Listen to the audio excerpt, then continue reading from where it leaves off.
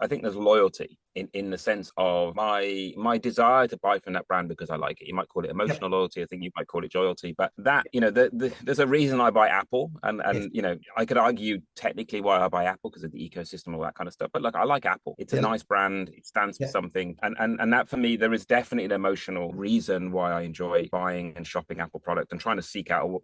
I want to try and replace nothing Yes. break, because I like the buying experience of Apple, and that's one side of it. But I don't think for me that's what a loyalty practitioner does. That's what a brand marketeer does. A brand marketeer's job is to build emotional loyalty. It's to build, a desire to want that brand and to recognize that brand and to love that brand. Then we talk about loyalty program. It's the mechanics of loyalty.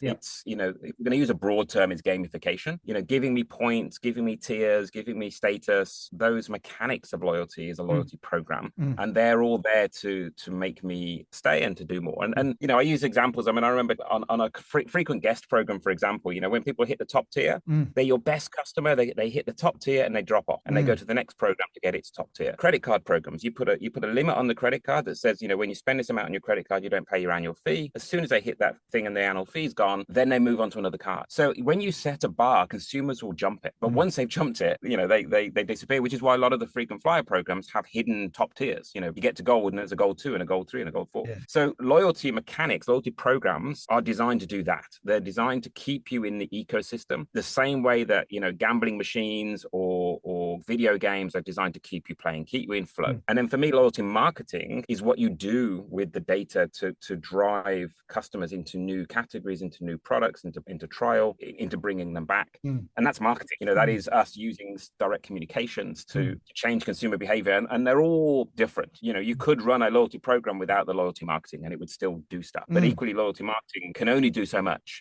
So your loyalty program can only do so much. Your loyalty marketing is what then drives it. So I think there's three separate things. They're interconnected, clearly. If you were to draw this on a PowerPoint slide, this would be a circle. And you would have kind of brand loyalty, and then you'd have loyalty program, and then you'd have loyalty marketing. Because I think, as I've written about, loyalty marketing for me is a channel that you should be doing brand marketing through. You've got this owned channel, and you should be building brand through that. If you've got these, what we would have back in the day called churned customers, are actually just light buyers. And that audience, which can be like 80% of your customer base, typical programs are 40% active customers. That's 60% inactive, which is basically light buyers. They bought from you, they'll come back and buy from you again.